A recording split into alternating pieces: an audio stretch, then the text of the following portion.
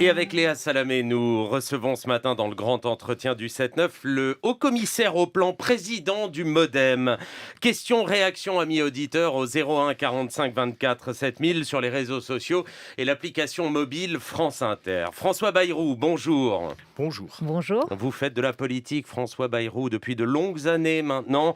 Vous faites partie de cette majorité, mais avez toujours, depuis l'élection d'Emmanuel Macron, su garder votre indépendance d'esprit et votre liberté de parole. Alors expliquez-nous, car on a du mal à comprendre, expliquez-nous ce qui se passe depuis 5 jours dans la majorité à Matignon, en région PACA. Dimanche, le Premier ministre annonce un accord entre LREM et Renaud Muselier pour les régionales, donc en PACA. Et il y aura bien sûr des candidats LREM sur cette future liste, dit le porte-parole du gouvernement, Gabriel Attal. Renaud Muselier déclare 3 jours plus tard qu'il n'en est pas question et il conserve le soutien de son parti, les Républicains. Vaudeville, fiasco, imbroglio, on lit ces mots dans la presse. Alors François Bayrou, expliquez-nous. D'abord, vous avez dit que j'étais haut-commissaire au plan, c'est vrai. Que j'étais président du mouvement démocrate, c'est vrai. Il faut ajouter que je suis maire de Pau. Et un maire de Pau, comme un président de région, il a une seule ligne de conduite, c'est de rassembler le plus largement possible au moment de se présenter aux élections pour avoir une base qui ressemble à sa ville ou à sa région, et pas aux cartes de parti qu'on brandit, d'ailleurs pour les oublier dès l'instant qu'on a été élu. Et donc, il s'est passé ce qui, à mon sens, aurait dû se passer depuis longtemps. Pas seulement dans cette région, mais dans d'autres. Si j'avais été président de région et si mon parti m'avait dit « je vous interdis de vous allier avec un autre parce que nous, on est dans l'opposition et pas question de parler à ces horribles gens de la majorité », j'aurais dit « écoutez, mes chers amis du comité directeur, du bureau politique, de l'exécutif et de la commission d'investiture, je suis président de la région, tout le monde connaît mes opinions. J'aurai des gens, évidemment, de ma sensibilité politique et donc dans l'opposition, et je chercherai aussi des gens dans la majorité. Pourquoi ? Parce qu'une région a besoin d'être défendue, et notamment lorsqu'il s'agit de participer... Ça ne s'est pas passé comme ça. Voilà. Alors, très bien. Alors, ça, c'est le problème de qui ? C'est Renaud Muselier qui n'a pas bien... J'ai presque fini. Allez-y. Lorsque vous êtes à la tête d'une région, vous avez besoin d'avoir avec l'exécutif des relations qui soient des relations de confiance, de pouvoir expliquer quels sont vos problèmes, ce que vous êtes et l'aide que vous attendez de recevoir.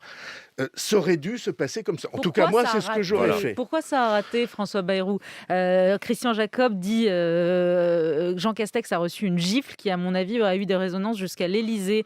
Les LR, finalement, ont fermé la porte. Ils ont gagné. Enfin, je suis pas certain qu'ils aient gagné. Parce que ça n'est pas gagné que de se refermer. Chaque fois qu'on se referme, au contraire de ce que vous indiquez, chaque fois qu'on se referme, on perd. Vous voulez m'expliquer ce que, dans une région comme la région PACA, avec les difficultés qui sont les siennes, et dans d'autres, vous voulez m'expliquer pourquoi on garderait comme seule référence la carte d'un parti et son inscription dans la vie politique nationale. J'ai toujours défendu, pour les municipales comme pour les régionales, une élection locale. Léa Salamé. Oui, mais ça se fait au deuxième tour. Ça se fait pas au premier. Ça, c'est vous qui décrétez que ça se fait au deuxième tour. Ça, c'est pas moi qui dis, ça c'est LR. Je ne suis pas porte-parole de LR, je vous rassure. Voilà, donc, alors, remettons les déclarations à leur place.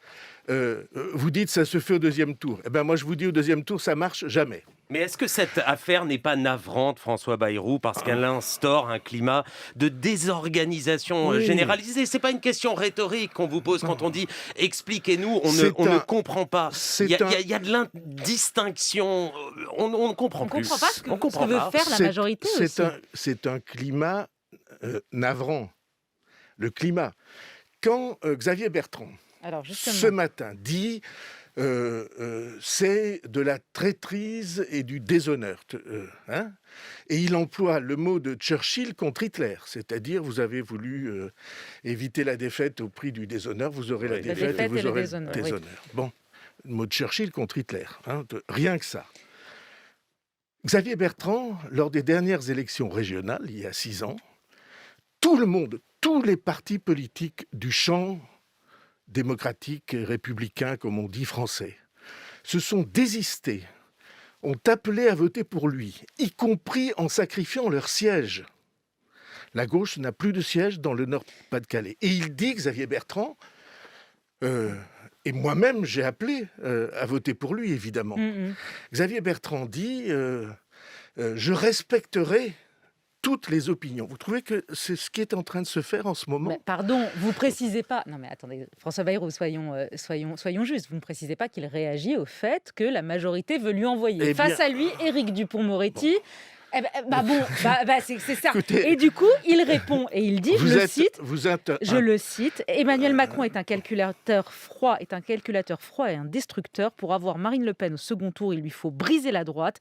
Il met en place les conditions objectives de la victoire de l'extrême droite. C'est un danger mortel. Vous lui répondez quoi, ça, sur le fond ? Vous vous exprimez éloquemment en soutien d'une thèse qui est insoutenable. Ah non, moi je soutiens rien, je vous oppose les choses. Voilà, non, je vous rassure. Et donc, c'est une pure citation, là. C'est une pure citation de Xavier Bertrand. Donc j'essaie de dire les choses. Xavier Bertrand a mobilisé tous les courants politiques français lors de son élection il y a 6 ans contre Marine Le Pen pour que tout le monde rassemble ses forces pour le soutenir. Aujourd'hui, il dit ceux qui m'ont soutenu, nous en étions. Ce sont des ennemis, je ferai tout pour combattre ces destructeurs. Bon, alors, en face de lui, les forces politiques mises en cause et accusées, elles disent, on fait une liste. Pour ma part, je n'aurais pas choisi à la place de Xavier Bertrand cette stratégie-là. J'aurais choisi une stratégie de rassemblement. Parce que je pense qu'il n'y a rien de plus important dans l'état où notre pays se trouve aujourd'hui que de se rassembler pour essayer de faire avancer les choses. Tout le monde a l'air de considérer ou fait comme si cette élection se passait dans un climat ordinaire, habituel, dans lequel on se trouverait au fond avec du beau temps, un ciel bleu, et là on peut aller sur la pelouse du stade de rugby pour faire un match de rugby et se mettre des nions. Mais c'est pas ça la situation. La situation est plus grave dans notre pays qu'elle ne l'a jamais été depuis la guerre. Pourquoi est-elle plus grave ? Parce qu'il y a une épidémie qui est sans précédent et parce qu'il y a un effondrement de notre appareil de production économique et donc des emplois qui est sans précédent parce que depuis 30 ans, on a laissé s'effondrer ça. Et vous ne pouvez pas dire que je dis ça pour la première fois à votre micro. Aujourd'hui, je n'ai pas cessé de le dire depuis 20 ans. Au nom de cela, et on va parler de la situation de la France, parce qu'on vous a aussi invité pour parler de ça, mais c'est vrai qu'on voudrait essayer de comprendre le climat politique et surtout la stratégie. Est-ce que c'est de la tactique électorale ? Est-ce que derrière ce que vous dites, c'est-à-dire il faut l'union parce que le pays va mal, est-ce qu'il n'y a pas une volonté d'Emmanuel Macron dans ce qu'il a fait en PACA ou en envoyant Dupond-Moretti face à Xavier Bertrand dans les Hauts-de-France, qu'il n'y ait au fond plus rien, plus aucune force politique, plus aucune incarnation politique entre lui et le Rassemblement national. Est-ce qu'il est en train de nous expliquer, au nom de l'Union nationale et le pays va mal, qu'en gros c'est lui ou Marine Le Pen, there is no alternative ? Écoutez, il m'arrive assez souvent de parler avec le président de la République et je crois savoir à peu près ce qu'il a en tête. Qu'est-ce qu'il a en tête ? Il a en tête qu'on puisse enfin s'attaquer à tout ce qui mine notre pays depuis des décennies et que pour l'instant, on n'a jamais réussi, y compris à identifier. Ce qui mine notre pays depuis des décennies, on le sait bien, c'est des fléchissements. Je parlais d'économie et de l'appareil productif, industriel, agricole, de services. Mais on a des problèmes très graves en matière d'éducation nationale. On a des problèmes très graves en matière d'adaptation à l'emploi, formation pour que les jeunes y aillent. Et on a des problèmes très graves en matière d'État. On a un État qui, avec le temps, a dérivé et est devenu plus bureaucratique que soutien des initiatives de la société. Ça, c'est des problèmes qui sont des problèmes vitaux. Je ne sais pas comment on peut dire ça. Oui. Question de vie ou d'effondrement. Mais la bonne santé du débat public aussi est un problème vital. François Bayrou, à ce micro, Michel Barnier dit en conscience et gravement, je le cite, il ne faut pas jouer avec le feu. Ce pays a besoin de clarté, d'une droite républicaine. Je dis que ceux qui essaient de dynamiter ou d'effacer tout ce qui existe entre l'exécutif actuel et le Front National, a-t-il dit, prennent des risques d'ouvrir la voie à quelque chose d'improbable et que je ne veux pas voir arriver dans mon pays. Que répondez-vous à Michel Barnier, qui n'est pas là dans une tactique de court terme et qui formule tout de même une inquiétude. Il n'en est pas sûr. Oui, il n'en est pas sûr. Mais bon, en tout cas, il formule une inquiétude très grave sur l'état de l'espace public en France. Que répondez-vous à cette inquiétude ? Il y a 15 ans, à votre micro et à tous les autres, j'ai formulé le diagnostic que LR, la droite qui venait de l'UMP, et le Parti socialiste étaient tous les deux en situation de déliquescence. Pourquoi ? Parce que leurs idées étaient des idées qui avaient perdu leur originalité, leur pertinence, leur définition par rapport à ce qui était nécessaire, c'est-à-dire un grand rassemblement central pour affronter les problèmes du pays. Je vais prendre des exemples très très simples. Lorsque Éric Ciotti dit il n'y a qu'une chose qui nous sépare du Front, enfin à peu près, il n'y a qu'une chose qui nous sépare du Front National, c'est notre capacité à gouverner. Alors, du point de vue des idées, il y a là un aveu d'échec et, au fond, de disparition. Quelle différence en matière économique, en matière européenne, entre Michel Barnier, que vous citiez à l'instant, et le président de la République ? Ils ont mené ensemble la politique européenne. Quelle différence y a-t-il en matière économique ? Et la preuve, c'est que le Premier ministre, le ministre de l'Intérieur, le ministre de l'Économie, ils sont issus des rangs de LR. C'est des camarades de parti, des compagnons de parti. C'était pas même des amis lointains. Ils étaient engagés sous la même étiquette, avec la même carte dans la poche. Et la preuve de cette incohérence dans laquelle on se trouve et on refuse de voir la réalité en face. Xavier Bertrand dit ce matin, Emmanuel Macron s'est jamais occupé de sécurité. Il se trouve que le ministre de l'Intérieur chargé de la sécurité s'appelle Gérald Darmanin et qu'il était le bras droit de Xavier Bertrand, oui, mais ça ne change y compris pas. dans sa région. Sur la sécurité, vous parlez de la sécurité, parlons-en, puisqu'un policier a été tué hier lors d'une opération antidrogue à Avignon, au cours de laquelle plusieurs autres policiers ont été pris pour cible. Sur la sécurité, Jérôme Fourquet, à ce micro, nous disait que c'est un sujet absolument prioritaire pour les Français. À un an de la présidentielle, il nous disait qu'en avril 2018, 40% des Français faisaient confiance à Emmanuel Macron dans la lutte contre la délinquance. Aujourd'hui, ils ne sont plus que 25% à lui faire confiance sur les sujets de sécurité. Comment vous expliquez cela ? Comment vous expliquez, alors que vous venez nous expliquer qu'il y avait Gérald Darmanin au pouvoir, que c'est des gens de droite, etc., qu'Emmanuel Macron n'a pas réussi à donner confiance aux Français sur le sujet de la sécurité ? Ce que je vous indiquais par cette citation de Gérald Darmanin, c'est qu'il n'est pas vrai qu'il y ait des politiques différenciées sur ce sujet entre le LR et le gouvernement et le PS, parce que d'ailleurs, tout le monde se heurte aux mêmes difficultés. La sécurité. Alors, la sécurité, pourquoi est-ce qu'on en est là ? Parce que notre société est en voie de décomposition. Parce que l'éducation par la famille, les trafics de drogue, tous ces sujets-là, on les trouve chacun dans sa région et chacun dans sa ville. Et donc, oui, je pense qu'il y a de très gros progrès à faire, notamment en rapprochant la police nationale des responsables locaux et des maires en particulier. Je pense que la distinction qui est faite depuis si longtemps, et qui est d'ailleurs légale et constitutionnelle sans doute, fait que on pourrait beaucoup améliorer cette question de présence sur le terrain des forces de sécurité. Il y a une deuxième chose, il faut rapprocher les attentes des forces de sécurité et la justice.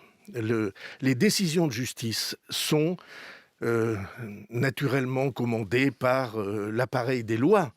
Mais lorsqu'un policier arrête un dealer et qu'il le retrouve dans le quartier le lendemain, comme vous l'avez raconté 10 000 fois sur vos antennes, alors il y a quelque chose qui est blessé et atteint de ce point de vue-là. La sécurité, elle ne peut être assurée que par une entente nationale entre les forces de sécurité et la justice. Allez, on file au standard. Beaucoup de questions, François Bayrou, sur votre poste de haut-commissaire au plan. Je donne la parole à Alain. Bonjour. Bonjour, monsieur, dame, bonjour, monsieur Bayrou. Bonjour.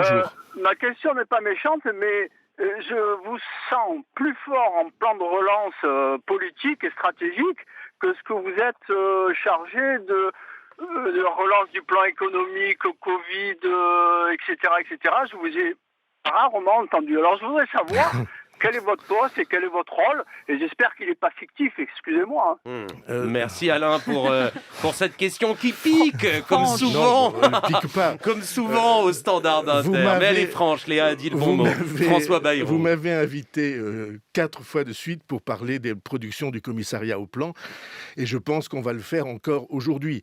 Au mois d'avril, j'ai proposé que nous ayons un traitement de la suite de l'épidémie de Covid avec ce que j'ai appelé un plan Marshall pour la reconquête industrielle et productive. Pourquoi ? Parce que depuis 30 ans, on a laissé s'effondrer cette production en France. Je vous donne un seul chiffre. En Allemagne, l'industrie, c'est 25% du produit intérieur brut. En France, c'est 10. entre 11 et 12%. Moins de la moitié.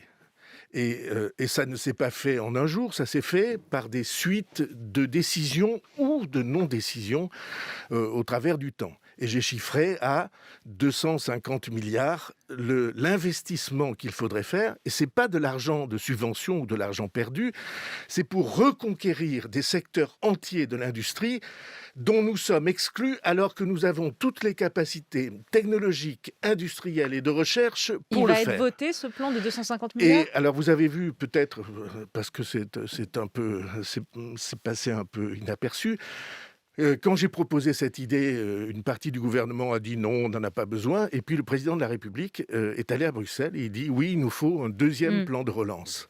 Et de ce point de vue-là, oui, c'est un choix absolument essentiel. Nous allons sortir dans les jours qui viennent une note, la même étude sur la démographie du pays.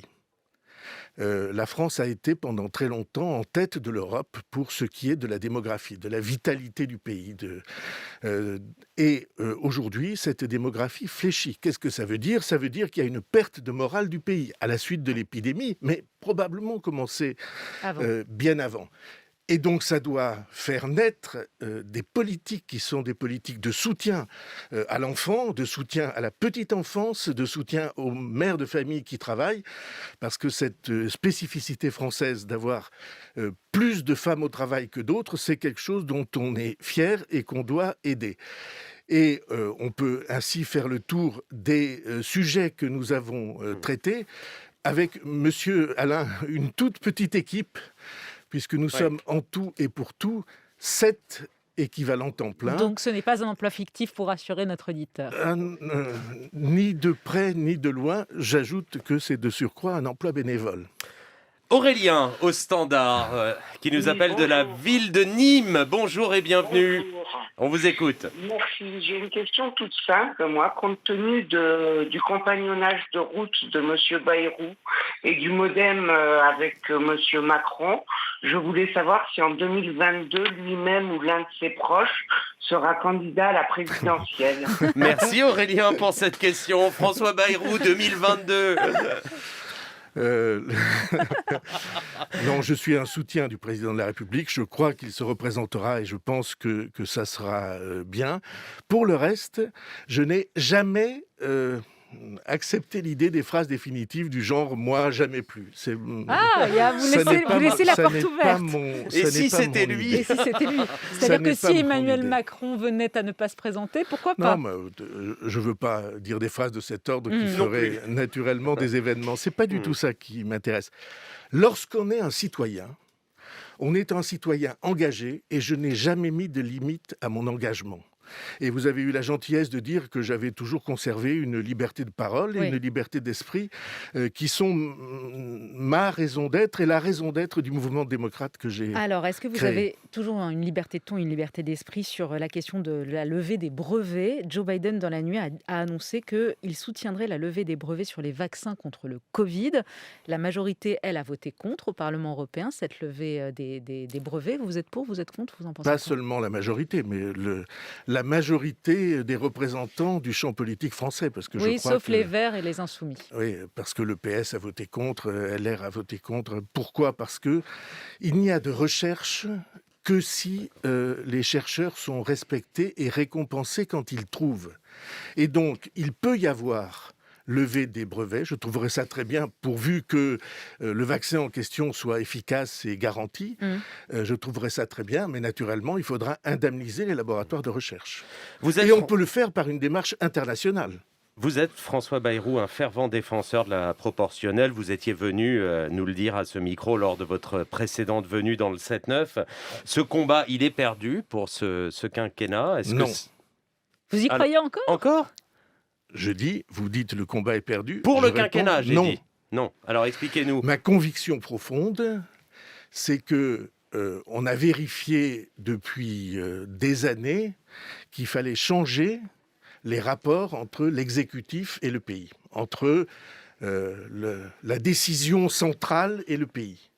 Et ce rapport qui est symbolisé par la fonction présidentielle, il faut en face qu'on ait une vraie représentation du pays. Voilà pourquoi je soutiens, et pas seulement moi, puisque j'ai obtenu la signature. Vous n'êtes pas suivi, François Bayrou, par le président de la République sur ce point. Vous dites, vous affirmez que je ne suis pas suivi, et moi je vous dis, je considère que ce combat qui est essentiel n'est pas perdu, et je pense que le jour où on aura rééquilibré les rapports entre le président de la République et l'exécutif, le président de la République et le gouvernement et la représentation nationale, on aura fait un pas très important pour que le débat soit intéressant et considéré par les Français comme sincère.